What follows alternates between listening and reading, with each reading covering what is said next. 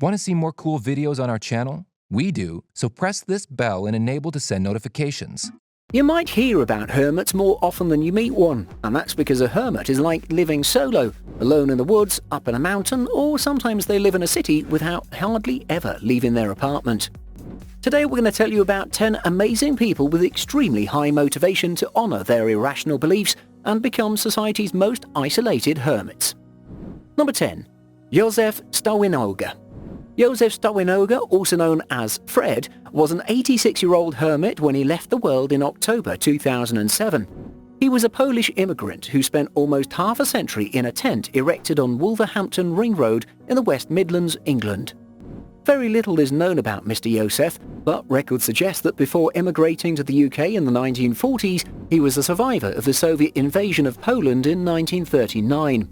One of Stoan's close friends recalls that after the war, Yosef permanently settled in Wolverhampton with a job and a place to live, and eventually began his married life with an Austrian girl. His marriage lasted only a year, and later on, for some unknown reason, he left his job and became homeless. He opted out of society and started living in a tent pitched on central grass reservations of the town's inner ring road. Local authorities tolerated his presence as he was claustrophobic, and he became something of a local character. Fred was treated as a holy man by the Hindu and Sikh communities, with many people believing he lived a truly enlightened life. Number 9. Willard MacDonald, the Hermit of Gully Lake. Number 9 on our list is Willard MacDonald, who jumped out of a troop train in order to avoid service during the Second World War, probably sticking to his no-violence policy. He built a secluded hut by Gully Lake in the wilderness of Nova Scotia and stayed in it for nearly 60 years. Born in Somerville, Massachusetts, this 87-year-old hermit lived in true isolation with no use of radios, television or any kind of newspapers. He was rarely spotted in an outside world, and the apparent reason for him to leave the bushes was only to refill his much-needed supplies after a month's gap. In 1993, his tiny hovel was engulfed by forest fire, and somehow the local community convinced him to shift into his new cabin built by local authorities closer to the town. After moving in for a brief period, he felt disturbed and distracted and fled into the woods again, where his body was later discovered in 2004. Number 8. Agafia Likova. You would definitely admire the courage of this Siberian hermit who rejected to leave her remote house even though the incoming debris from the launch of space rockets could fall on her directly. Agafia recently celebrated her 75th birthday and is the last survivor of the ancestry who successfully opted out of Stalin's Russia to live in the wilderness of Khakassia Republic in southern Siberia. Agafia is a homesick woman who lived most of her life without enjoying any modern-day comforts. In fact, she lived her life much like a peasant from the 18th century. Following living standards guided in ancient Bibles, with no access to running water or electricity, is even harder than one can imagine in the remote wilderness of Siberia. Despite Agafia's hermetic existence, she thankfully has 2 adorable pets, her cat, Little Drawing, and her dog, Tiger, to keep her company all the time. Number 7. Valerio Resetti. Valerio Resetti, also known as the Hermit of Griffith, was a lone ranger who built a home in the rocks. He was an Italian immigrant born to a poor family before migrating to Australia at the age of 16 or 17. Resetti has done quite odd jobs, notably as a miner and as a gardener for the most part of his life. Feeling frustrated from his life and disappointed social behaviours, Resetti took a long walk towards the outskirts of Griffith. Legend has it, when Valerio was out walking, he was caught in a sudden rainstorm and he took shelter in a nearby large rocky cave where he spent the night. The next day he looked into the cliff he spent the night in and the valley below with abundant wild food and water supplies available. He decided to stay forever. Over the next 25 years, with makeshift tools, he built a stone house, and believe it or not, the house included a fully functional kitchen with stone furniture, pathways, a chapel and terraced garden as well. He used to call his personal utopia Mia Sacra Collina, my sacred hill. In 1935, he went for a trip down to Italy to visit his brother and never returned back to his cave.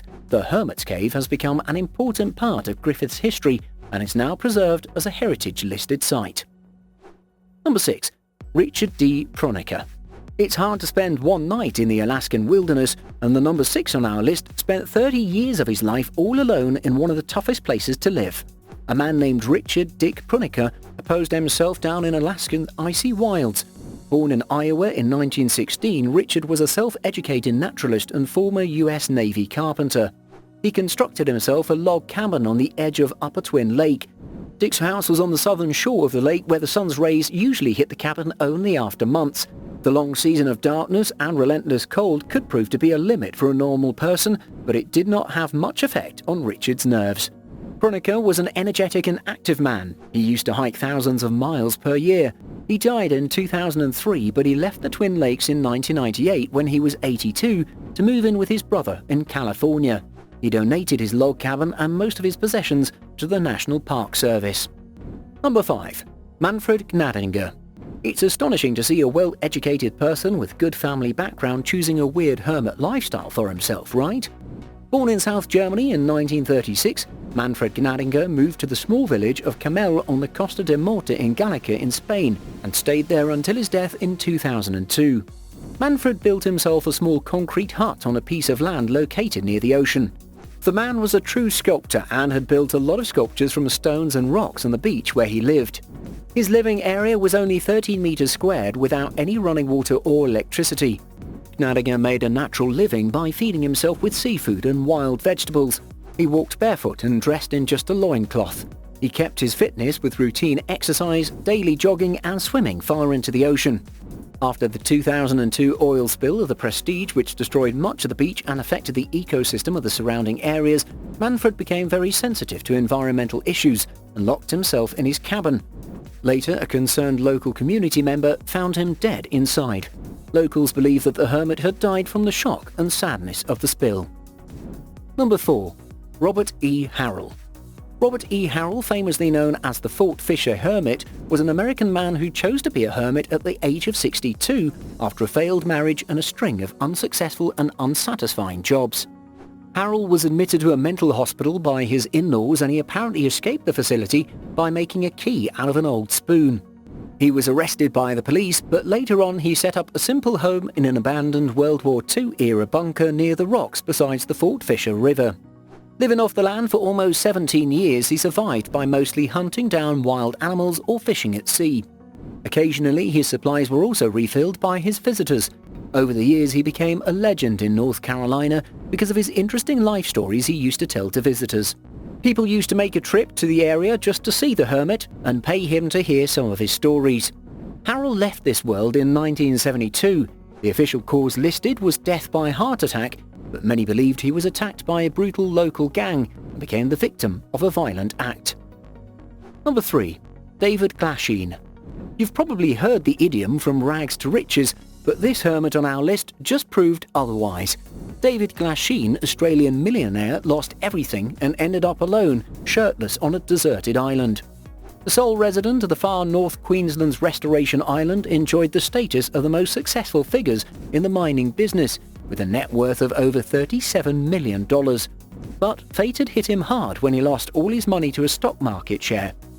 Not only that, but his family fell apart, and the apparent reason was unsuccessful business ventures that also cost him huge fortunes. David couldn't handle it. It was all too tough for him. Devastated from his life and looking for escape, he eventually became an island castaway. 2 decades on, the 75-year-old has recently lost his pet dog named Polly, which was his best and only friend on the island for so many years. Number 2. Brendan Grimshaw. Grimshaw, originally from Yorkshire, England, was a real-life Robinson Crusoe. This 86-year-old man bought a remote island called Moyenne in the Indian Ocean for £10,000 50 years ago in his late 30s. Once believed to be a hideaway for pirates, the rumour has it that pirates buried $45 million in treasure on the island. Grimshaw said he has tried to locate it multiple times, but has thus far been unsuccessful in all his attempts. Over the intervening years, Grimshaw planted 16,000 trees by hand, including 700 mahogany trees that have grown to reach 60 to 70 feet in height, and also constructed some of 5 kilometers of natural paths. With his 40-year-old long labour of love, he completely transformed the island. He died peacefully in 2012. Grimshaw left 120 giant tortoises, 500 turtle doves, and various bird species that were native to the island. Grimshaw also refused an offer of $50 million to sell the island, saying he did not want the island to become a holiday destination for millionaires, but rather a national park for everyone to enjoy. And number 1, Tom Leppard. The second to none on our list is the human leopard, the most isolated hermit who holds the Guinness World Record for the world's most tattooed man, and later was recognized as the most tattooed senior citizen.